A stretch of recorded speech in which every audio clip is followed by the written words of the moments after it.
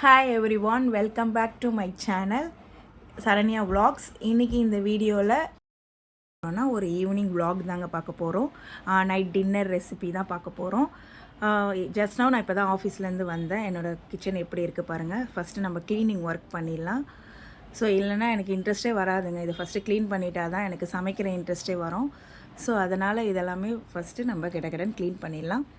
அதுக்கு முன்னாடி இந்த வீடியோ யார் ஷூட் பண்ணுறேன்னா, என் பையன் தாங்க ஷூட் பண்ணுறான். 8th ஸ்டாண்டர்ட் படிக்கிறான். அவனோட நேம் வந்து லத்தீஷ் கிருஷ்ணன். எடிட் பண்ணுறது எல்லாமே அவன் தாங்க.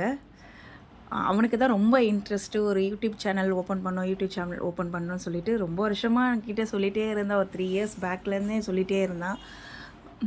ஸோ எப்படி எனக்கு இது பண்ணுறதுன்னு தெரியல. ஸோ இந்த வாட்டி சரி அவனோட ஆசையை நம்ம நிறைவேற்றிடலாம் சொல்லிவிட்டு நாங்கள் ஓப்பன் பண்ணோம். ஸோ இந்த எடிட்டிங்லாம் அவன் தாங்க பண்ணான். எனக்கே தெரியாது இப்படி தான் பண்ணணும்னு சொல்லிட்டு. நம்ம டீச் பண்ணுறது போய் இப்போ அவங்க நம்மளுக்கு டீச் பண்ணுற மாதிரி ஆயிடுச்சு. ஸோ இதை அவன் தான் எடிட் பண்ணுறான். ஸோ அவனுக்கு நான் தேங்க்ஸ் சொல்லிக்கிறேன் இந்த வீடியோவில். நெக்ஸ்ட்டு நம்ம க்ளீனிங் ஒர்க்லாம் முடிஞ்சிருச்சு. நம்ம வந்து இட்லி செய்யலாம் நான் யோசித்து வச்சுருக்கேன்.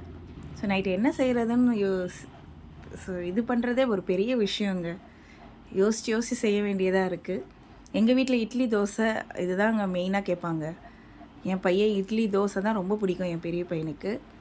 நீங்கள் வேறு எது கொடுத்தாலும் சாப்பிட மாட்டான். நீங்கள் இட்லி கொடுக்குறீங்களா, தோசை கொடுக்குறீங்களா, அதுக்கு சைட் டிஷ் சூப்பராக நீங்கள் சட்னி அரைச்சி கொடுத்துருக்கீங்களா, நல்லா சாப்பிடுவான். 10 தோசைன்னா கூட சாப்பிடுவாங்க. அவனுக்கு பிடிச்சிருந்தா சாப்பிடுவான், பிடிக்கலனா அவன் தொடவே மாட்டான். ஸோ அதுக்கு ஒரு சைட் டிஷ் நான் ரெடி பண்ணிட்டேன். வேர்க்கடலை சட்னினா அவனுக்கு ரொம்ப பிடிக்கும். ஸோ அவனுக்காக நான் வேர்க்கடலை சட்னி ரெடி பண்ணிட்டேன். அவன் ரொம்ப பசிக்குதுன்னு சொன்னான். சரி அவனுக்கு பிடிச்ச மாதிரி செஞ்சேன்னா அந்த டைமில் அவன் நல்லா சாப்பிடுவான். ஸோ அதனால் அவனுக்கு இந்த சட்னி நான் ப்ரிப்பேர் பண்ணிட்டேன். இது எல்லாருக்கும் தெரியும் தாங்க. இந்த சட்னி கொஞ்சம் ரொம்ப ஈஸி தான், டக்குன்னு செஞ்சிடலாம். டைம் பார்த்திங்கன்னா 9 o'clock கிட்ட ஆகிடுச்சு. ஸோ அதெல்லாம் கடகடன்னு நம்ம அந்த சைட் பை சைடு பண்ணிட்டேன்னா ஈஸியாக இருக்கும். சரி இட்லி சட்னி வச்சு முடிச்சிடலான்னு நான் பார்த்தேன். அப்போ கூட எனக்கு தோசை வேணும்னு வந்து நின்றுட்டே இருந்தான். சட்னி தாளிச்சாச்சு. அவ்வளோதாங்க. அந்த சட்னி சிம்பிள் தாங்க. வெறும் வேர்க்கடலை, தேங்காய், புளி, காஞ்ச மிளகா வச்சு அரைச்சா போதும். நீங்கள் அதை தாளிச்சிக்கலாம். ரொம்ப டேஸ்ட்டாக இருக்கும். தோசைக்கெல்லாம் அல்டிமேட்டாக இருக்குங்க. ரொம்ப சீக்கிரமாக முடிஞ்சிடும். நீங்கள் ஒரு 9 o'clock ஸ்டார்ட் பண்ணிங்கன்னா கூட இந்த சட்னி அரைச்சிட்டு ஒரு தோசை சுட்டு வச்சிடலாம். டக்குன்னு நம்ம இந்த டிஃபன் முடிச்சிடலாம். ரொம்ப ஈஸியான சட்னி இது. 2 minutes 3 minutes சட்னின்றாங்க பார்த்தீங்களா, அது மாதிரி நம்மளுக்கு எல்லாமே ரெடியாக இருந்தால் நம்ம கரெக்டாக முடிச்சிடலாம். ஸோ இட்லி ரெடி ஆகிடுச்சி. ஸோ இட்லி வந்து நான் ஹாட் பாக்ஸ்க்கு மாற்றிக்கிறேன். ஸோ இட்லி சட்னி தரேன் சாப்பிடுனா அவன் வேண்டான்ட்டான். ஸோ அவன் தோசை கேட்டான். அவனுக்கு பிளெயின் தோசை சுட்டு கொடுத்தேன்னா 5-6 தோசை சுட்டு நிற்கிற மாதிரி இருக்கும். எனக்கு ரொம்ப தெம்பு இல்லைங்க உடம்புல. ஸோ அவனுக்காக அதனால் நான் முட்டை தோசை செஞ்சு கொடுத்துருந்தேன். முட்டை தோசைனா 1-2 நிறுத்திப்பாங்க, அதுக்கு மேலே சாப்பிட மாட்டாங்க. ஸோ அவனுக்கு கடன்னு அவனுக்கு முட்டை தோசை சுட்டு கொடுத்துட்டேன். அவனுக்கு முட்டை தோசையில் இந்த மாதிரி உப்பு மிளகாத்தூள்லாம் போட்டு கொடுத்தா அவனுக்கு ரொம்ப பிடிக்குங்க. ஸோ கடன்னு நான் இதை ரெடி பண்ணிட்டேன். ஸோ தோசையும் இட்லியும் வச்சு இன்றைக்கி நைட் டின்னரை நாங்கள் முடிச்சிட்டோம். முடிஞ்சிச்சு 9:30 9:40 நாங்கள் முடிச்சிட்டோம். நெக்ஸ்ட்டு நான் மீஷோலேருந்து வாங்கினேன்னு சொன்னேன் பார்த்தீங்களா, அதை தான் அன்பாக்ஸ் பண்ணலான்ட்டு. இது ஆல்ரெடி ஓப்பனில் தாங்க வந்தது. நான் ஓப்பனே பண்ணல, அதுவே ஓப்பனில் தான் வந்தது. இது வந்து மார்னிங் வந்து அரிசி கழுவும் போது நிறைய அரிசி கீழே கொட்டிடுறேன். ஸோ அதுக்காக நான் வாங்கினேன், ட்ரை பண்ணலான்னு சொல்லிவிட்டு. நெக்ஸ்ட்டு பார்த்திங்கன்னா என் சாரீலாம் வந்து ரொம்ப ஸ்டோன் சாரீலாம் வந்து ரொம்ப இதுவாகிடுதுங்க. ஒரு சாரியில் இதுவாகி டேமேஜ் ஆகிடுது. ஸோ என்னோடய சாரியெல்லாம் ஆர்கனைஸ் பண்ணுறதுக்காக இந்த பேக் மாதிரி வாங்கினேன். இது வந்து 6 இருக்குங்க. இது வந்து 200 தான். ஆனால் ரொம்ப நல்லா இருக்குது. நான் கூட எப்படி இருக்கும்னு நினச்சேன்.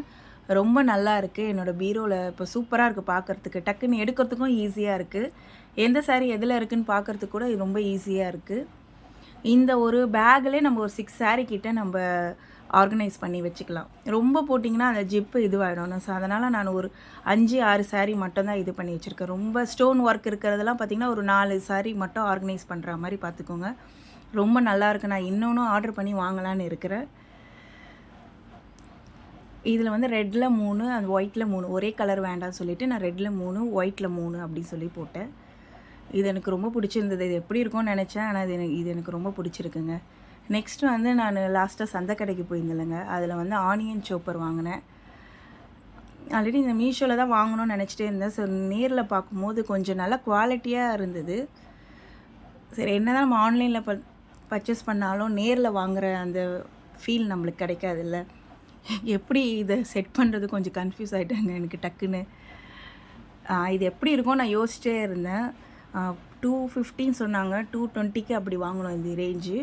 ஆனால் நான் இது யூஸ் பண்ணிட்டேன், நல்லா இருக்குது. 2 வெங்காயம் போட்டுட்டு நம்ம ப்ரெஸ் பண்ணால் கூட சில இதுவெல்லாம் ப்ரெஸ்ஸே ஆகாது. இது நல்லா ப்ரெஸ் ஆகுது. இதுக்கு வந்து மாவு இது பண்ணுற மாதிரி ஒரு ஆல்டர்னேட்டிவாக ஒன்று கொடுத்துருந்தாங்க, நல்லா இருந்ததுங்க. அவ்வளோதாங்க. தேங்க்யூ ஃபார் வாட்சிங். நம்ம நெக்ஸ்ட் வீடியோவில் பார்க்கலாம். பாய்.